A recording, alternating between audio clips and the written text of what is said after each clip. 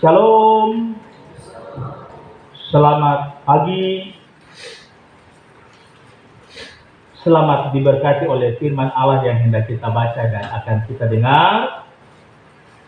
Bagaimana kesaksian Kejadian pasal 1 ayat 1 dan 2, selanjutnya pada ayat 7, nanti kita bandingkan dengan ayat-ayat yang selanjutnya. Tema yang diberikan dari Sinode GKI di Tanah Papua kepada kita adalah menemukan kebaikan Tuhan dalam ciptaannya. Jemaat yang Tuhan Yesus kasih, ini cerita sekolah minggu. Cerita sekolah minggu tentang kejadian, kita tahu. Kalau dijelaskan pasti kita tahu, sebab ini pengajaran dasar, atau orang bilang dengan bahasa dasar untuk pendidikan orang-orang Kristen. Sebab kalau tanpa kita mengajar tentang penciptaan, anak-anak kita tidak tahu siapa itu Tuhan. Dasar inilah yang tidak kuat sehingga di Eropa sekarang goyang dan orang tidak percaya kepada Tuhan. Di Belanda dulu yang bawa Injil masuk, sekarang 37% orang-orang ateis. Tidak percaya. 37% itu berarti hampir masuk 50% ya. Sehingga di dalam teologi liberal atau teologi bebas, mereka bebas melakukan apa saja. Ada ruang di parlemen untuk orang-orang yang bisa duduk menyuarakan kawin sesama jenis. Ada orang yang duduk di parlemen untuk menyuarakan sesuatu yang untuk dilaksanakan begitu. Bahkan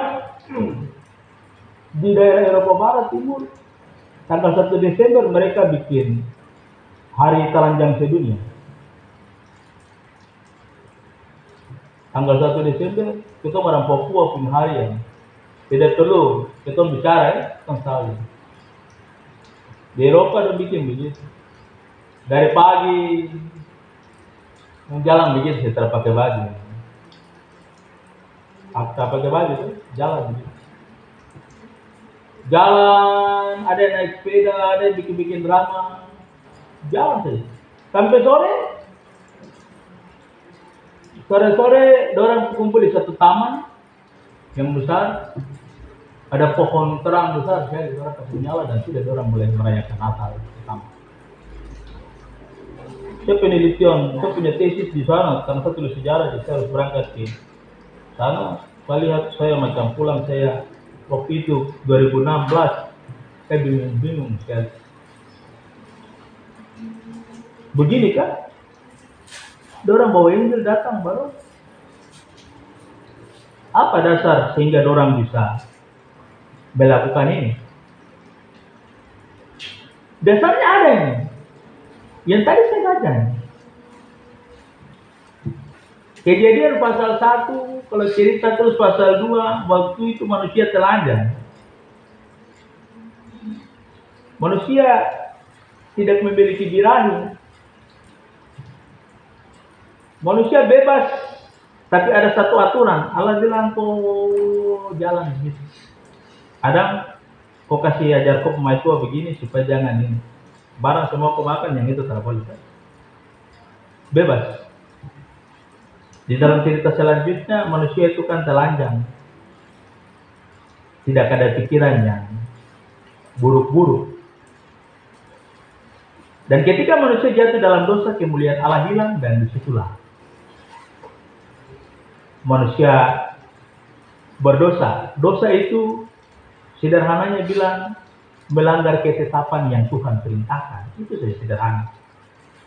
Jadi kalau Tuhan perintahkan ini tidak perlu kita bilang aku dosa karena kau mencuri, karena kau begini. Melanggar ketetapan yang Allah telah tetapkan. Berarti menyangkut dengan semua. Oleh karena itu dan dua diusir dan kematian datang. Kemuliaan Allah hilang. Sebab itu kalau orang Eropa orang pandangan bahwa kalau orang telanjang, Dorang masih memiliki kemuliaan Allah. Dong masih berada di dalam situasi Taman Eden. Jadi kalau dorang berteologi di dalam Alkitab sesuai dengan kejadian, telanjang ya.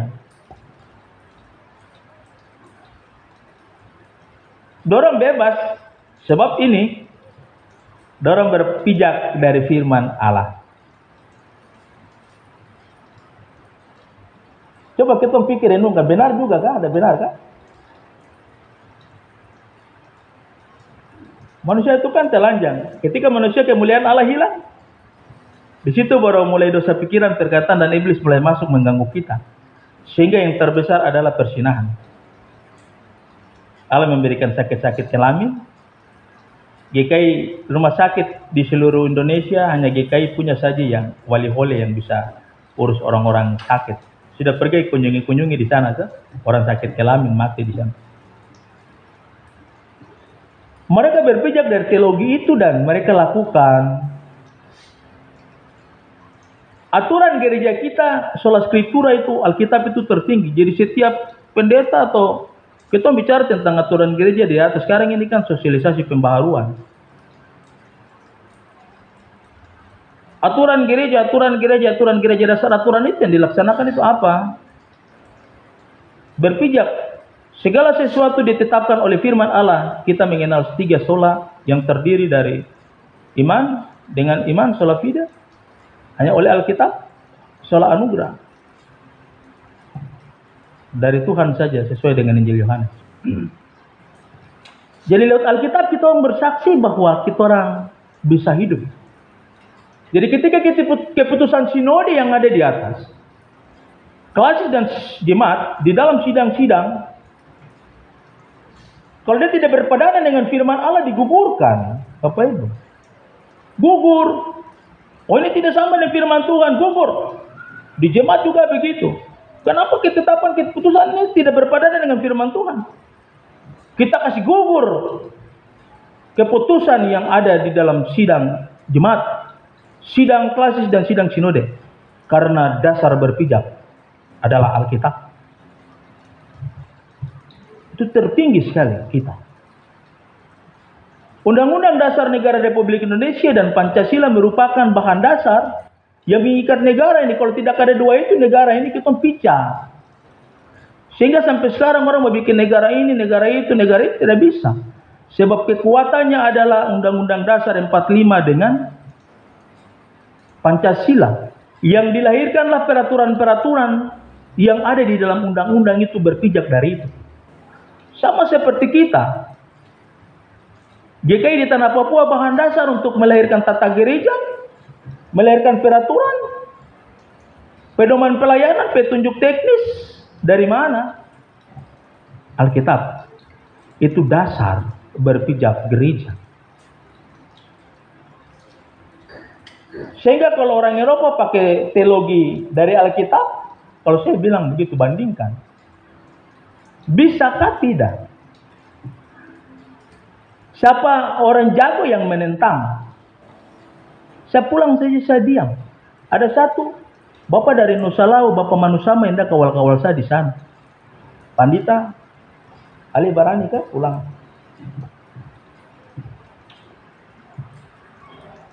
Katong dengarkan sampai sekarang orang di pegunungan itu kan masih jalan telanjang. Tuh ngalah bapak ini. Beta sudah hampir 50 tahun di sini. 50 tahun tapi masih logat Ambon kancang sekali. Beta masih dengar di sana. Bapak, beta pulang, beta bikin begini, beta seng naik mimbar. Kita punya pandangan itu dikritisi dengan kebudayaan. Orang pegunungan dong punya budaya tidak menggunakan baju, saudara-saudara kita begitu. Itu karena budaya. Kita orang di sini tidak bisa.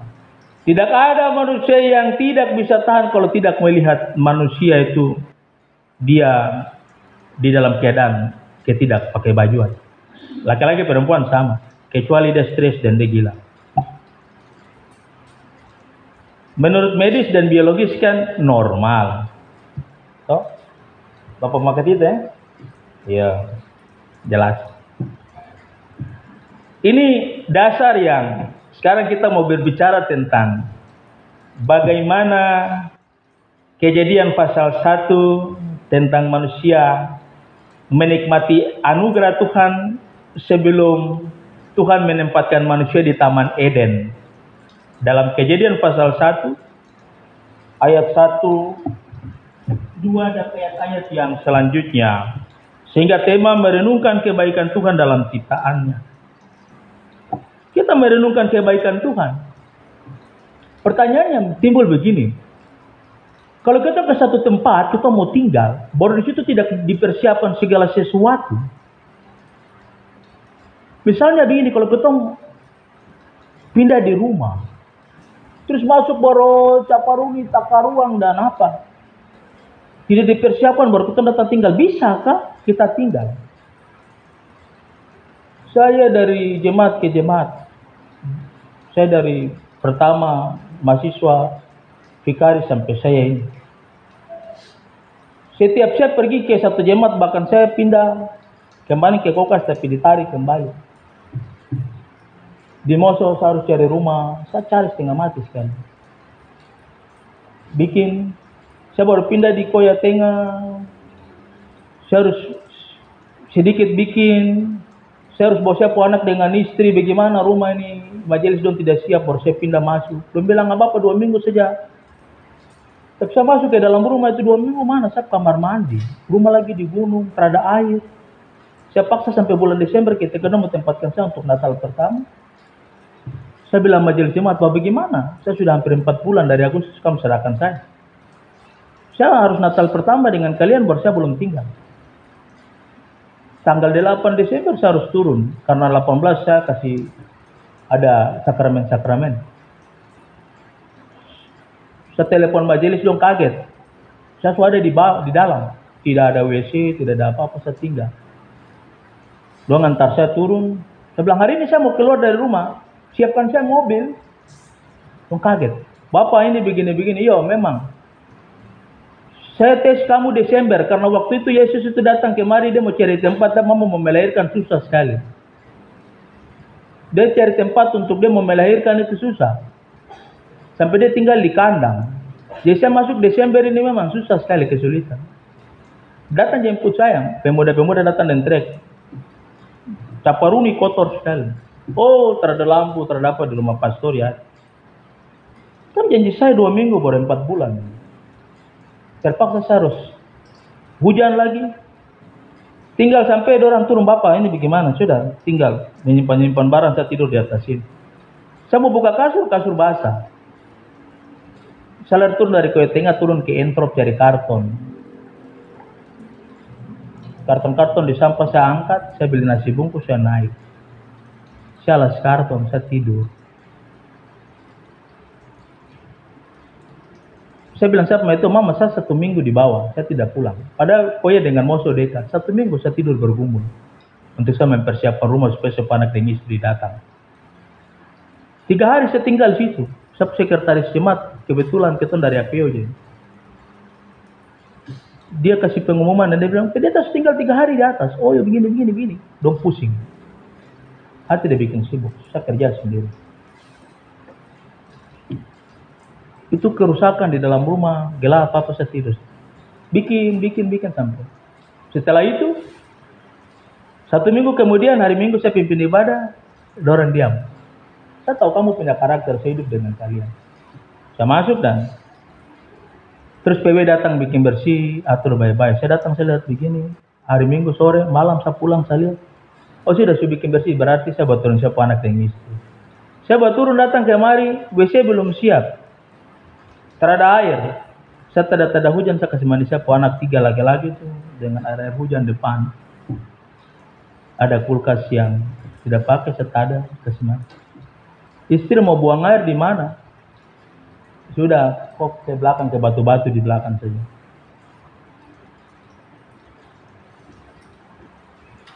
Saya punya istri, anak-anak itu kan sudah biasa-biasa begitu. Ini gambaran ketika kalau kita memasuki sesuatu baru tidak ada apa-apa itu bagaimana kita buat sana. Pertanyaan mengantar kita, kalau waktu itu Allah menciptakan manusia, belum ada barang-barang ini baru ditempatkan, manusia hidup bagaimana? Ini kan, kenapa sampai Allah harus menciptakan cakrawala, penerang, dan selanjutnya baru Allah menciptakan segala sesuatu, baru manusia tinggal masuk ke dalam. Ini pertanyaan kan, gambaran seperti saya ambil di dalam kisah pelayanan-pelayanan saya. Saya tidak cerita yang kemarin di Kokas lagi. Sama juga saya di Waropen juga begitu. Tertahu kalau jemaat-jemaat di kelas Jayapura nih, pendeta masuk itu, tapi kita di daerah-daerah kelas-kelas kecil itu masuk susah, tidak ada apa-apa, berkos setengah mati. Kalau bandingkan dengan firman Tuhan sekarang ini, bagaimana ketika kalau Allah menciptakan sesuatu sebelum ada berdasar manusia di luar, di dalam bumi yang waktu itu Genesis diciptakan, terus manusia tidak ada terang, tidak ada ini, tidak ada itu, memakan apa segala macam. Manusia bisa hidup kah? Tidak. Manusia itu hidup harus ada terang, harus ada ini, ada itu, makan dan minum. Sehingga segala sesuatu Allah ciptakan demikian rupa, yang di dalamnya semua sudah ada. Allah menciptakan manusia pertama itu. Allah perintahkan kau makan dan minum segala sesuatu. Allah lihat sama-sama dengan hewan-hewan ada berpasang-pasangan. Allah bilang, aduh tidak baik. Dia hidup sendiri. Di dalam konteks itu Allah bilang, mari kita jadikan. Kata mari itu berarti Allah bersama-sama dengan dia punya sistem pemerintahan. Mereka menciptakan perempuan menjadi helper, penolong. Jadi kalau laki-laki yang biasa pukul-pukul perempuan, sudah pukulnya penolong toh. Belum ada Yesus, belum ada penciptaan perempuan, itu adalah Yesus bagi dia. Coba lihat kejadian. Setelah manusia jatuh dalam dosa, baru Allah janjikan Mesias datang toh. Yang menjadi penolong, Yesus itu kan bisa bilang dia penolong, dia Mesias, dia raja, dia hakim. Jadi kata helper ini pertama itu terjadi di Genesis, kejadian ini. Jadi wanita hadir di tengah-tengah kehidupan laki-laki itu dia sebagai penolong. Tapi ada keterbatasan dan kekurangan karena dia manusia. Dia tidak bisa melebihi Allah. Serupa segambar dengan Allah yang disebut Niel, wajah, memiliki apa segala sesuatu. Diberikan kuasa tapi terbatas. Sehingga ketika Allah menciptakan segala sesuatu, manusia nikmati. Tapi manusia melanggar apa yang Allah tetapkan, maka disitulah mendatangkan dosa. Dari situ mulai kematian mulai datang ketika manusia diusir. Adam punya umur 900 sekian, hanya yang paling tertua adalah Metusala. Kematian sampai zaman Musa, Musa bilang 70 tahun, selanjutnya 80. Kekurangannya nanti kita orang 70 tahun ke atas, 80 sudah begini, penderitaan dan kesukaran. Dan itu terus dan terus sampai Yesus datang mengalahkan maut. Tapi pertanyaan yang timbul, apakah kita sudah hidup kekal? Halo?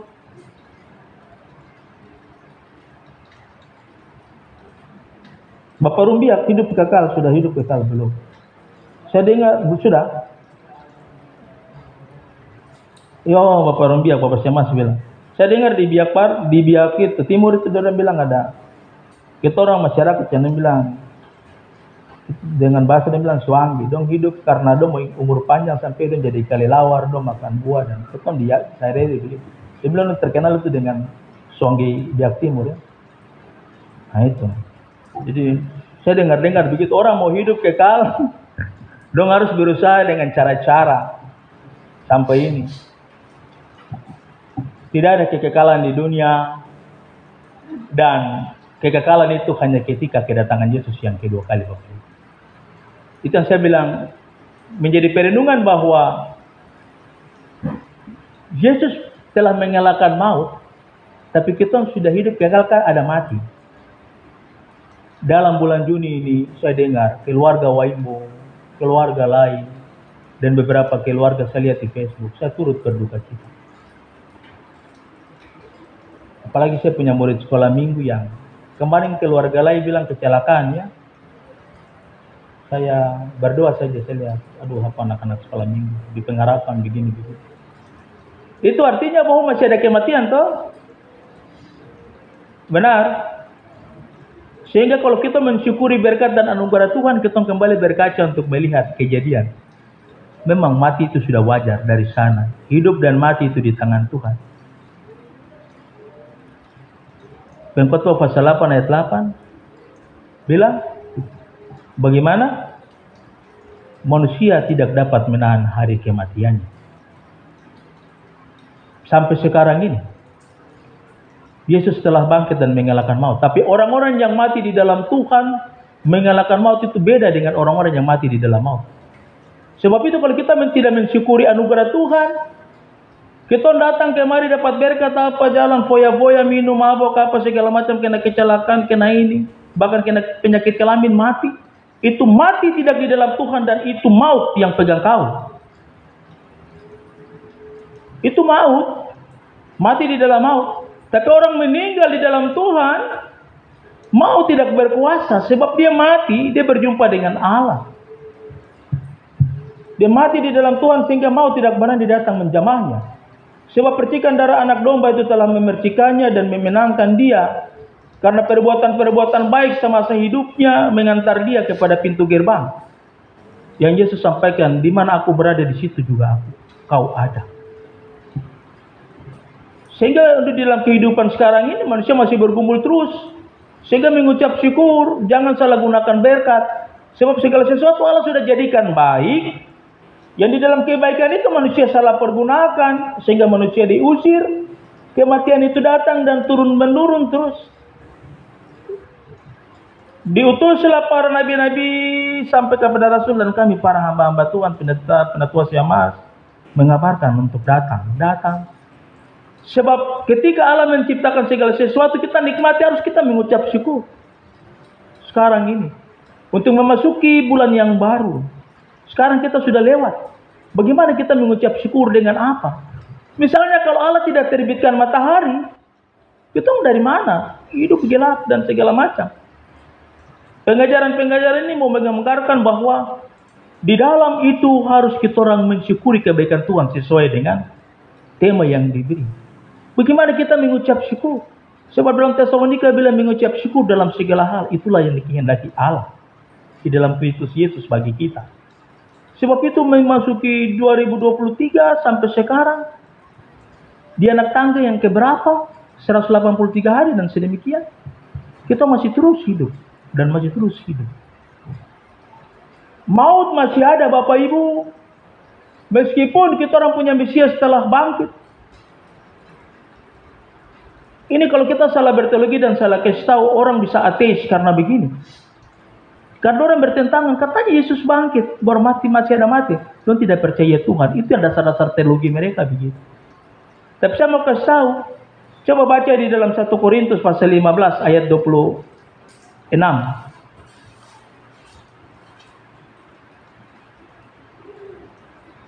Coba baca di situ. Coba kita lihat dulu.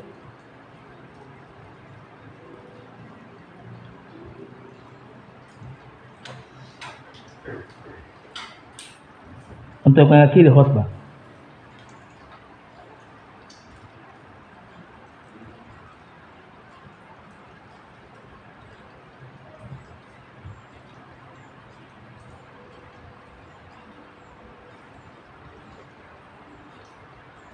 Sudah dapat?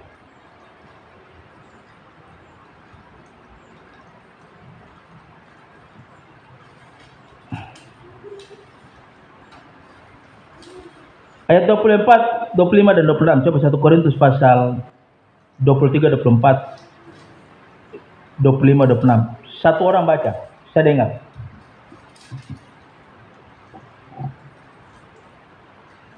Baru kita mengakhiri khotbah ini. Sudah? 1 Korintus 15 ayat 23, 24 dan 25. Siapa bisa baca, dipersilakan berdiri untuk baca. 23, 24, 25, 26. Coba. Ya, satu majelis. Ibu Yohanes.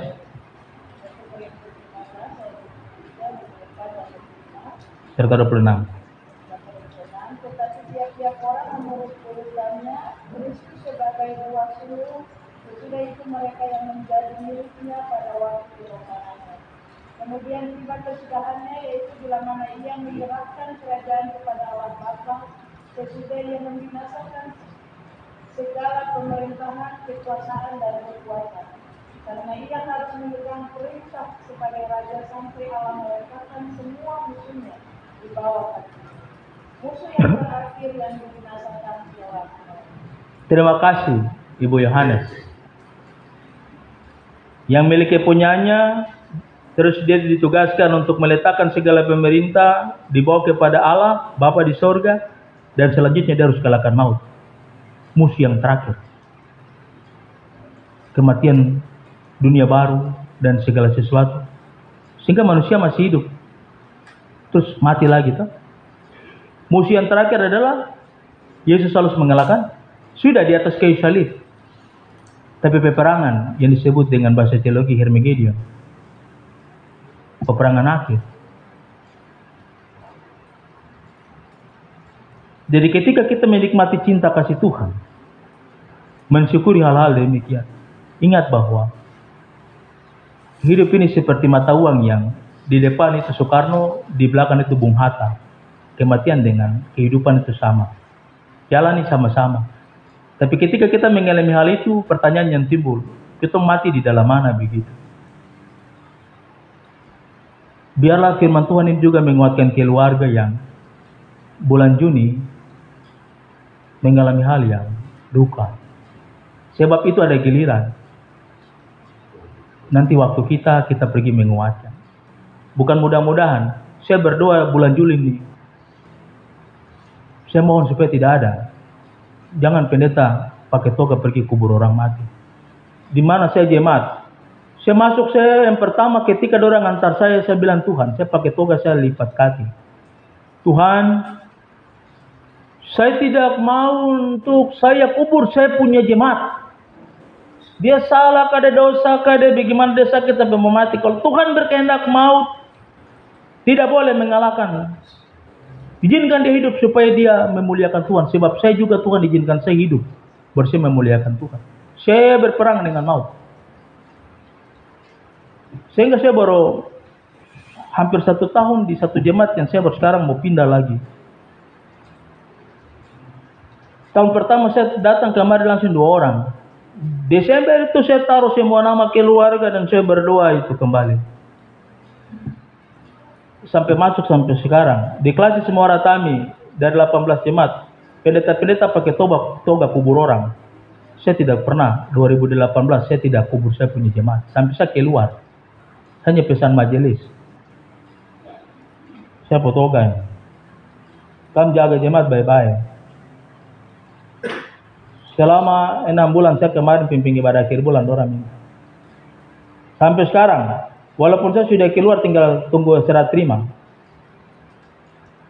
Kamu sakit apa segala macam, saya masih turun berdoa dan menyelamatkan. Saya turun pakai saya punya toga. Ketika saya keluar itu KPK begini sakit, saya turun dan saya berdoa bergumul. Anak-anak yang sampai ada begini datang berdoa sehat kiri kanan, sehat. Sampai terakhir kemarin KPK yang stroke tidak bisa, saya berdoa sapu dengan minyak langsung. Kemarin dalam ibadah saya tanya anak, karena KPK siap majelis jemaat, Ibu Rolo. Bagaimana mama di rumah? Oh puji Tuhan mama sudah jalan. Kemarin dulu kita nggak antar mama datang mandi di Pasir Satu sih. Oh sudah. Tuhan, kalau ini mau jangan.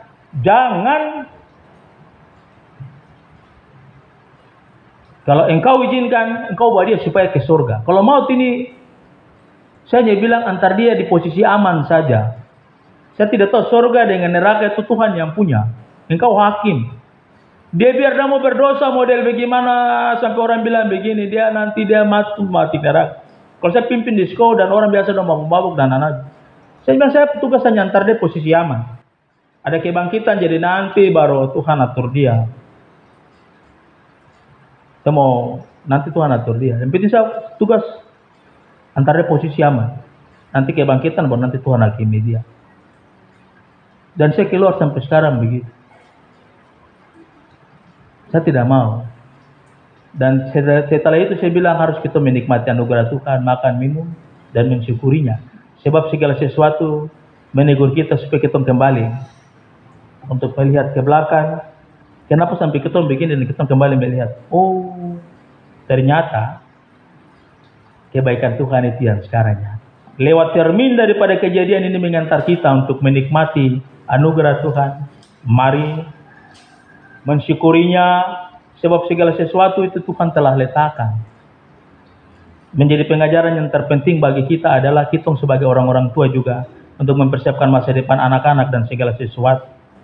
Kita mempersiapkannya dengan baik, sebab besok kan masuk sekolah toh. Kita salah untuk didik anak-anak, salah mempersiapkan dia dengan baik. Besok ke depan itu dia jadi apa? Sebab daerah-daerah yang kita tugas sekarang ini, kita turun sini pengaruh ini, turun sini pengaruh itu, turun sini pengaruh ini. Pengajaran Kristen ini terdiri dari sini supaya anak-anak itu diselimuti dan security Alkitab firman Tuhan keluar supaya jangan melakukan itu. Kita berkaca dari firman Tuhan, Allah telah menciptakan segala sesuatu, kita hidup baik, kita orang juga pakai teladan Allah itu mempersiapkan anak-anak supaya memasuki minggu kerja yang baru, anak-anak sekolah sampai mereka menikah dan segala sesuatu kita siapkan dia dengan baik dan kita lepaskan dia dengan baik. Bisa Ini cermin dua hal yang hendak menjadi pengajaran bagi kita. Roh Kudus menolong kita untuk memperlakukannya di mana kita berada, dan biarlah damai Kristus tinggal menyertai kita dan kita melakukannya dalam minggu dan bulan baru yang Tuhan anugerahkan. Amin.